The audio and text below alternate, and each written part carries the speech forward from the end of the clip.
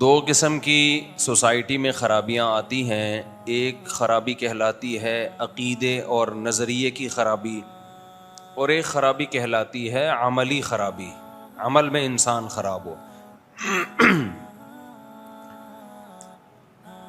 ان دونوں قسم کی خرابیوں کی اصلاح کو اصلاح کہا جاتا ہے، تزکیہ کہا جاتا ہے.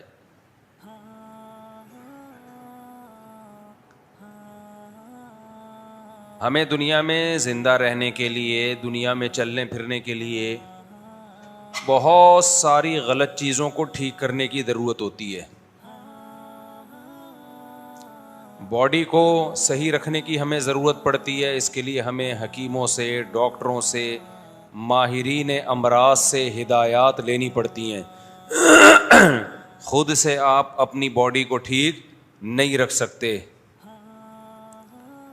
الٹا سیدھا کھاتے رہو گے، غلط لائف اسٹائل ہوگا، بالآخر بیمار ہو جاتا ہے انسان. 20 قسم کی بیماریاں لاحق ہو جاتی ہیں.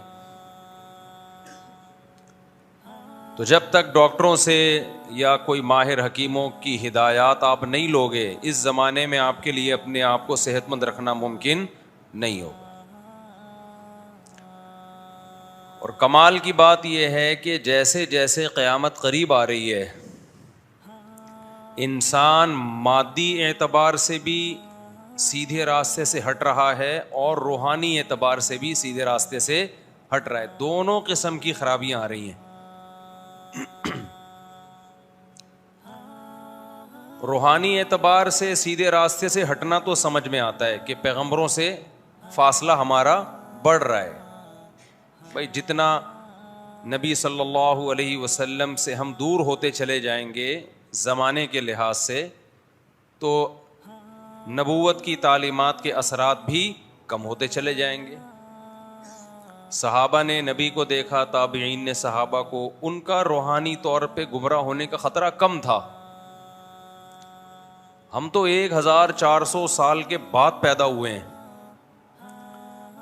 ہمارا خطرہ زیادہ ہے، فاصلہ بہت ہو گیا نا. تو مذہبی لحاظ سے سوسائٹی میں خرابی کا آنا اتنا برا نہیں ہے. مادی اعتبار سے سوسائٹی میں خرابی کا آنا یہ سمجھ سے بالاتر ہے. اس کی میں ابھی وجہ بیان کروں گا. آپ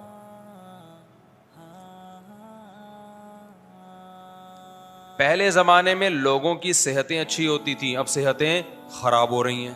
پہلے ایسے موٹاپے نہیں ہوتے تھے، اب موٹاپے. پہلے شوگر کے اتنے پیشنٹ نہیں تھے، اب زیادہ ہیں. ہارٹ کے ایسے پیشنٹ نہیں تھے، اب زیادہ ہیں. یہاں ایک سوال پیدا ہوتا ہے، بھائی مادی ترقی تو بڑھ رہی ہے نا. یہ جو میں کہنا چاہ رہا ہوں ایک مثال سے سمجھاتا ہوں، پھر دماغ شریف میں بات انشاءاللہ آئے گی. ہمارے ہاں جامعۃ الرشید میں چند سال پہلے ایک مسئلے پر تحقیق ہو رہی تھی. سب علماء بیٹھے ہوئے تھے، مفتیان کرام بیٹھے ہوئے تھے.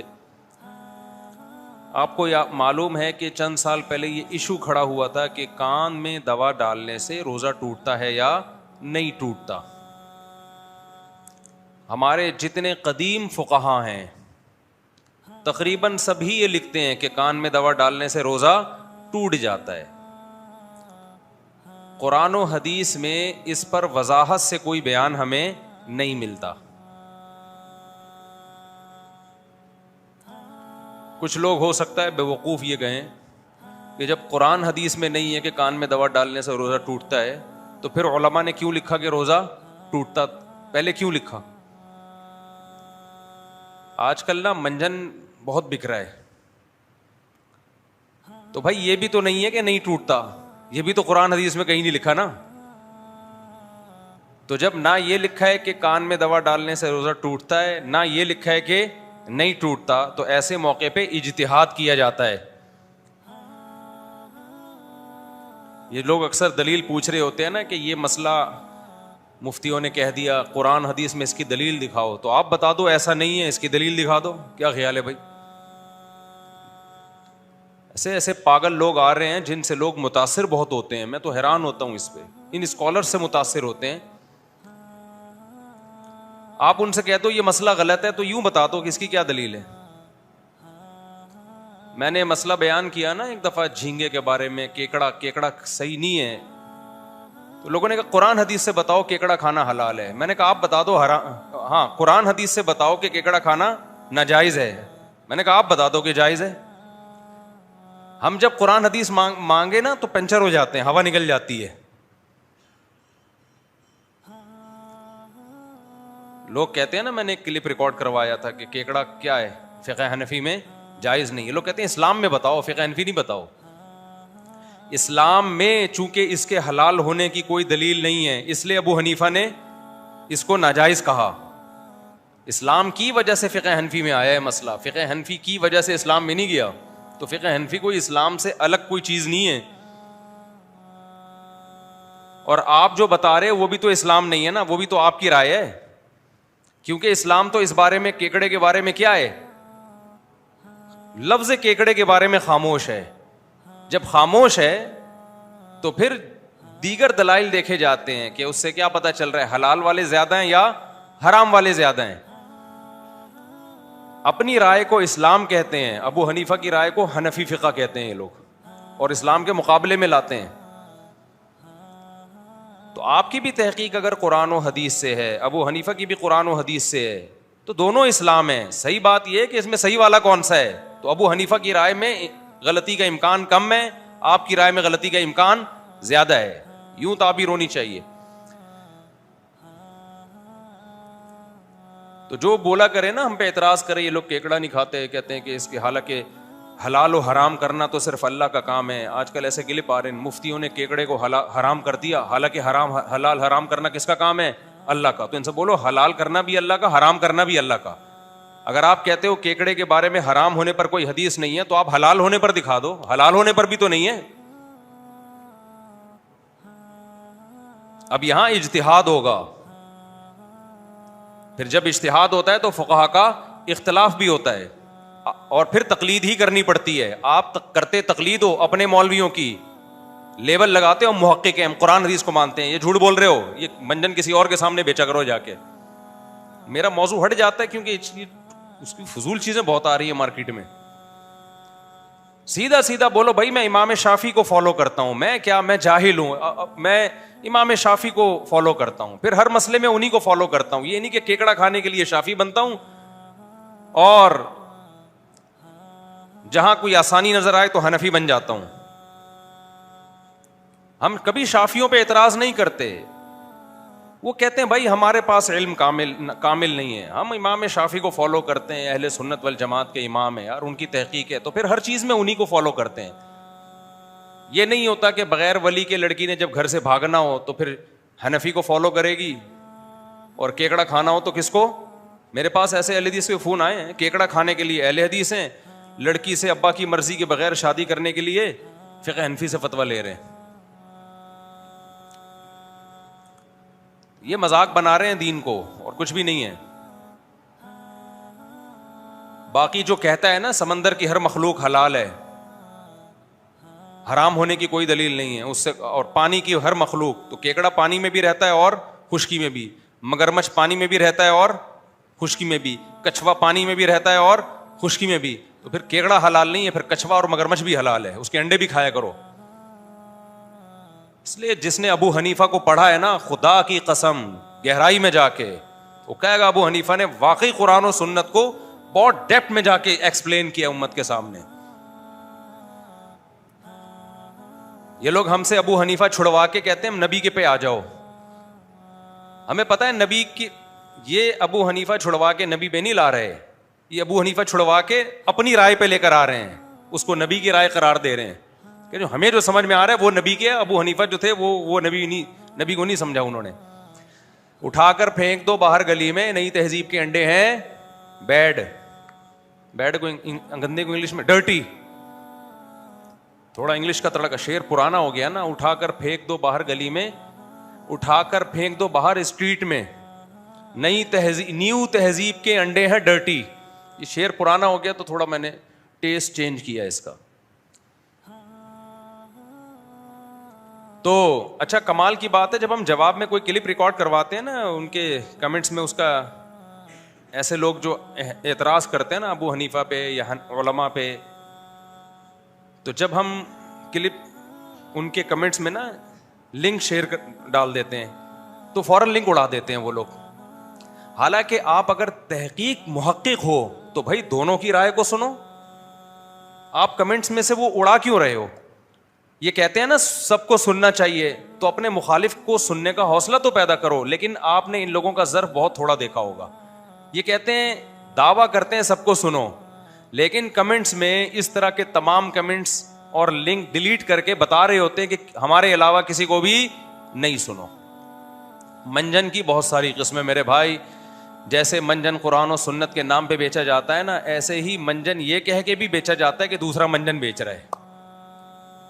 دوسروں پہ منجن بیچنے کا الزام لگا کے بھی اپنا منجن ٹائٹ طریقے سے بیچا جاتا ہے. ہم اپنے ٹاپک کی طرف آتے ہیں. کیا ہم ساس بہو کے جھگڑے لے کے بیٹھ گئے؟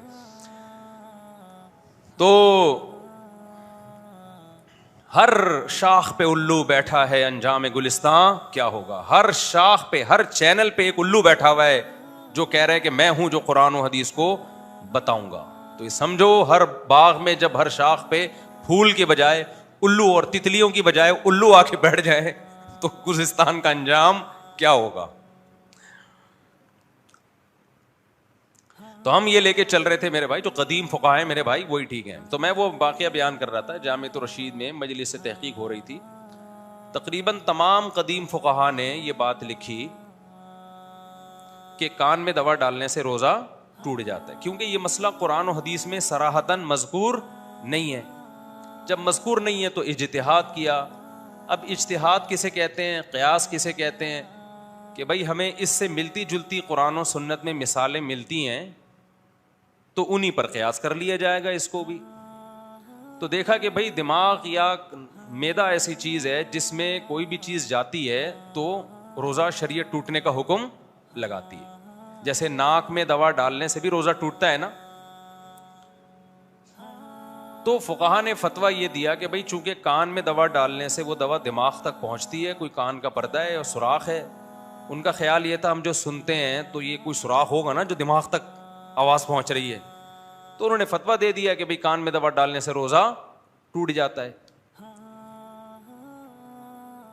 اسی فتوے پر امت عمل کرتی آ رہی تھی, اور قرآن و حدیث میں اس کا کوئی تذکرہ تھا نہیں واضح. اگر ہوتا تو پھر تو 2 اور 2 4 کی طرح ہو جاتا نا مسئلہ. آج جب میڈیکل سائنس نے بہت زیادہ ترقی کی تو ڈاکٹروں نے بتایا کہ بھائی کان میں دماغ تک پہنچنے کا کوئی راستہ نہیں ہے, کوئی سرے سے پائپ, کوئی جھلی بھی نہیں ہے جہاں سے کوئی پانی یا دوا سرایت کر کے کہاں تک پہنچ جائے, دماغ تک.